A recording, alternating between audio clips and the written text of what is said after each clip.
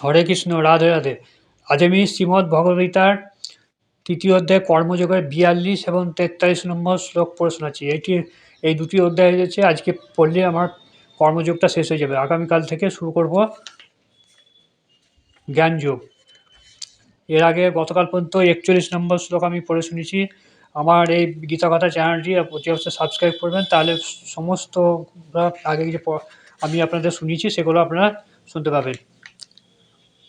সবাইকে অনুরোধ লাগলো, আজকে কিন্তু একদম মিস করবেন, এটা শেষ অধ্যায় কর্মযোগে। শুরু করছি শিশির প্রভুপাদের গীতার গান।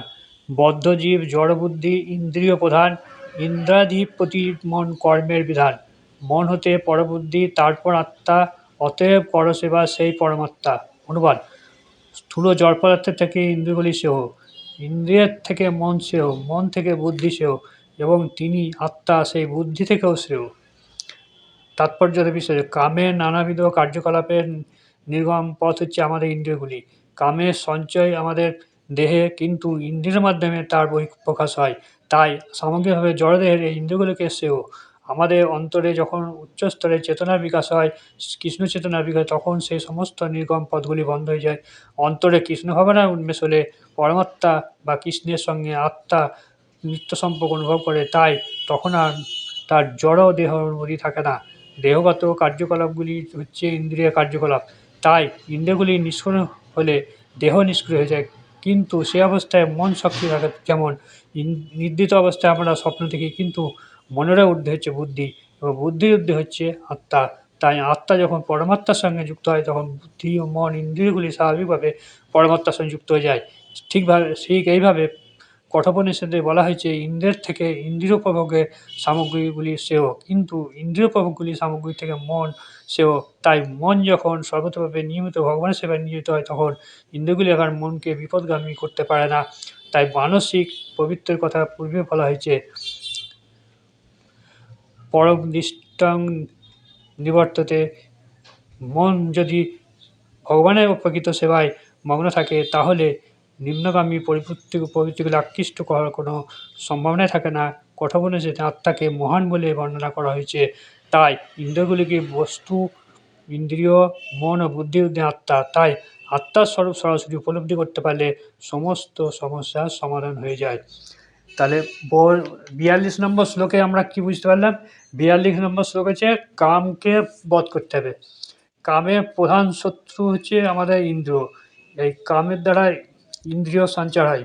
এই কামের সঞ্চয় হলে আমাদের দেহে এবং ইন্দ্রিয়ের মাধ্যমে বহিঃপ্রকাশ হয়। এই কামের দ্বারা কি ইন্দ্রিয় বহিঃপ্রকাশ হচ্ছে। তাই সমগ্র জড়দেহের থেকে ইন্দ্রিয়গুলোকে শ্রেয়। তাই অন্তরে উচ্চতর চেতনার বিকাশ হয়। কৃষ্ণ চেতনার বিকাশ হলে এই পথগুলো বন্ধ হয়ে যাবে। কৃষ্ণ ভাবনা যদি কেউ ভাবিত হয়, তাহলে এই ইন্দ্রিয়গুলোর সব পথ বন্ধ হয়ে যাবে। অন্তরে কৃষ্ণ ভাবনার উন্মেষ হলে পরমাত্মা ও কৃষ্ণের সঙ্গে আত্মসম্পর্ক, নিত্য সম্পর্ক অনুভব করে। তাই তখন আর জড়দেহ অনুভূতি থাকে না। তাহলে কৃষ্ণ ভাবনা ভাবিতে হলে কী হবে? আত্মার সঙ্গে পরমাত্মার একটা সম্পর্ক হয়ে যায়, তখন জড়দেহটার প্রতি আর কোনো সম্পর্কই থাকবে না। দেহগত কার্যকলাপ হচ্ছে ইন্দ্রিয়ের কার্যকলাপ। দেহের যে সমস্ত কার্যকলাপ ইন্দ্রিয়, তাই ইন্দ্রিয়গুলোকে নিষ্ক্রিয় হলে দেহ তখন নিষ্ক্রিয়। তাই ইন্দ্রিয় যদি মানে নিষ্ক্রিয় হয়েছে, দেহ নিষ্ক্রিয়, কিন্তু সেই অবস্থায় মন সক্রিয় থাকে।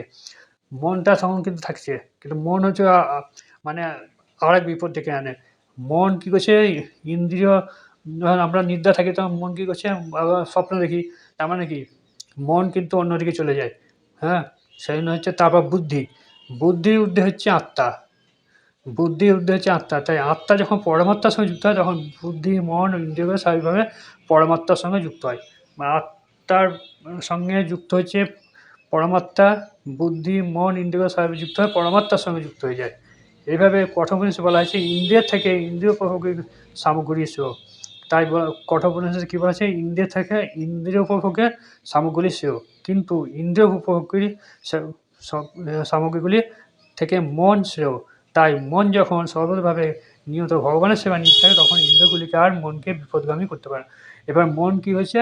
মন যদি মানে কৃষ্ণ চেতনায় মগ্ন থাকে কেউ, তাহলে কী হবে? ইন্দ্রিয়গুলোকে আর খারাপ কাজে লিপ্ত থাকবে না। তাহলে ইন্দ্রিয় কী হলো? মানে চুপচাপ হয়ে গেল।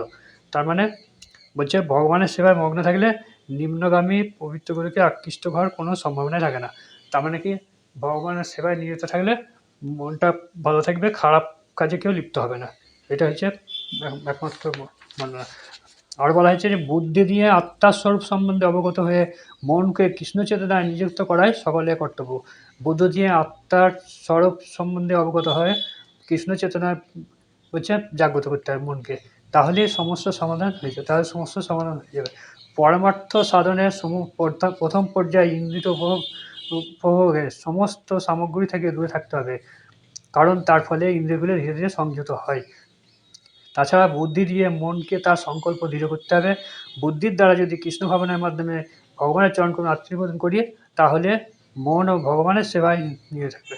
তার মানে বলছে কৃষ্ণ ভাবনায় যদি আমি মনকে মনোযোগ দিই, তাহলে কী হবে, ওই ইন্দ্রিয়গুলো দমন হয়ে যাবে, ফলে আপনার ভগবানের সেবায় একাগ্র চিত্তে ইন্দ্রিয়গুলো প্রলোভন থেকে আর মনকে বিচলিত করতে পারবে না, ইন্দ্রিয় প্রলোভন থেকে মনকে আর বিচলিত করতে পারবে না।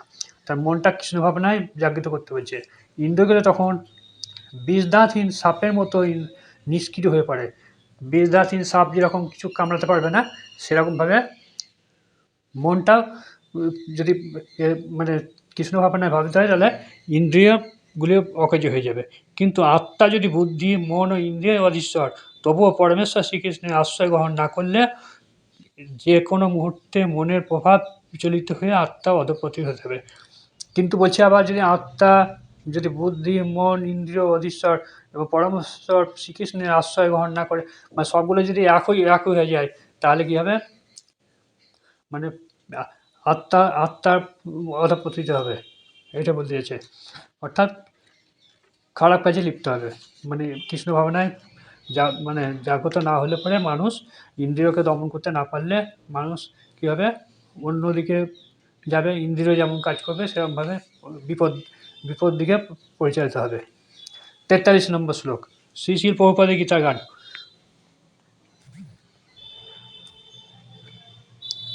অপ্রাকৃত বুদ্ধি দ্বারা করদাস্য তার, ঘুচিবে সকল মোহ কাম ব্যবহার।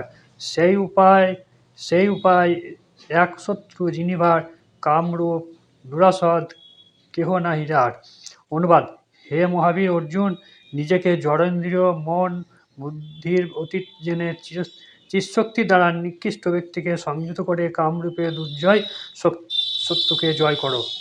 তাৎপর্যত বিশ্লেষণ: ভগবদ্গীতার 3য় অধ্যায়ে আমাদের স্বরূপ যে পরম পরমাত্মা ভগবানের নিত্যকালের দাস, তাই সত্য উপলব্ধি করতে পেরে ভগবানের সেবায় নিয়োজিত করার নির্দেশ দেওয়া হয়েছে। এই অধ্যায় ভগবান বিশদভাবে বুঝিয়ে দিয়েছেন যে নির্বিশেষ ব্রহ্মে লিপ্ত হওয়াটা জীবনের চরম উদ্দেশ্য নয়। জড়জীবনে আমরা স্বাভাবিকভাবে কাম প্রবৃত্তি এবং জড় প্রকৃতি ভোগ করার প্রবৃত্তির দ্বারা প্রলোভিত হয়, কিন্তু জড় প্রকৃতির উপর আধিপত্য বিস্তার করা এবং জড়েন্দ্রিয়কে উপভোগ করার বাসনা আমাদের পরম শত্রু। কিন্তু কৃষ্ণ ভাবনায় অনুসরণ করার ফলে আমরা আমাদের ইন্দ্রিয়, মন ও বুদ্ধিকে নিয়মিত রাখতে পারি। আমাদের প্রকৃতিতে মুহূর্তের মধ্যে সংযত করা সম্ভব নয়, কিন্তু আমাদের অন্তরে কৃষ্ণ ভাবনায় বিকাশ হওয়ার ফলে আমরা অপ্রাকৃত স্তরে উন্নতি হতে পারি। বুদ্ধির দ্বারা মন ও ইন্দ্রিয়কে ভগবানের শ্রীচরণে একাগ্র করতে পারি। এটাই হচ্ছে আমাদের অধ্যায়ের পরমার্থ। জড়জীবনে অপরিণত অবস্থা, নানা রকম দার্শনিক জল্পনা কল্পনা তথাকথিত যৌগিক ক্রিয়ার দ্বারা আমরা অপ্রাকৃত স্তরে উন্নতি হবার যত চেষ্টা করি, পরমার্থিক জীবনযাত্রার ক্ষেত্রে সে সমস্ত প্রচেষ্টায় ব্যর্থ হবে। উন্নত বুদ্ধিযোগের দ্বারা কৃষ্ণ ভাবনা অমৃত লাভ করলে পরমার্থিক উদ্দেশ্য সাধিত হবে। ভক্তি বেদান্ত কহে শ্রী গীতার গান, শুনে যদি শুদ্ধ ভক্ত কৃষ্ণ হতো প্রাণ। তাহলে আমরা কি বুঝতে পারলাম 43 নম্বর শ্লোকে? 43 নম্বর শ্লোকে ওই একই বক্তব্য, যে ইন্দ্রিয়কে দমন করে মনকে সংযত রেখে শ্রীকৃষ্ণের সেবায় নিয়োজিত থাকতে হবে। তাহলে কী হবে, জড় জীবনে অপরিণত অবস্থায় নানা রকম দার্শনিক জল্পনা কল্পনা এবং তথাকথিত যৌগিক ক্রিয়া দ্বারা আমরা অপ্রকৃত স্তরে উন্নতি হবার যে যতই চেষ্টা করি, পরমার্থী জীবনে চর্চার ক্ষেত্রে সে সমস্ত প্রচেষ্টা ব্যর্থ হবে। উন্নত বুদ্ধি যোগের দ্বারা কৃষ্ণ ভাবনায় অমৃত লাভ করলে পরমার্থে, আমরা উন্নত বুদ্ধিযোগের দ্বারা কৃষ্ণ ভাবনায় ভাবিত করলে আমাদের পারমার্থিক উদ্দেশ্য সাধিত হবে এবং কৃষ্ণ লাভ করতে পারবো। আজকের মতন এখানে শেষ করছি 43 নম্বর শ্লোক। আগামীকাল শুরু হবে জ্ঞান যোগ। আপনারা অতি অবশ্যই যেন আমার গীতাকথা চ্যানেলটি সাবস্ক্রাইব করবেন, তাহলে সমস্ত 18টি অধ্যায়ের সমস্ত 700টি শ্লোকই আপনারা শুনতে পাবেন। আর লিখবেন জয় শ্রীকৃষ্ণ, মতামত দেবেন। নমস্কার, এখানে শেষ করছি।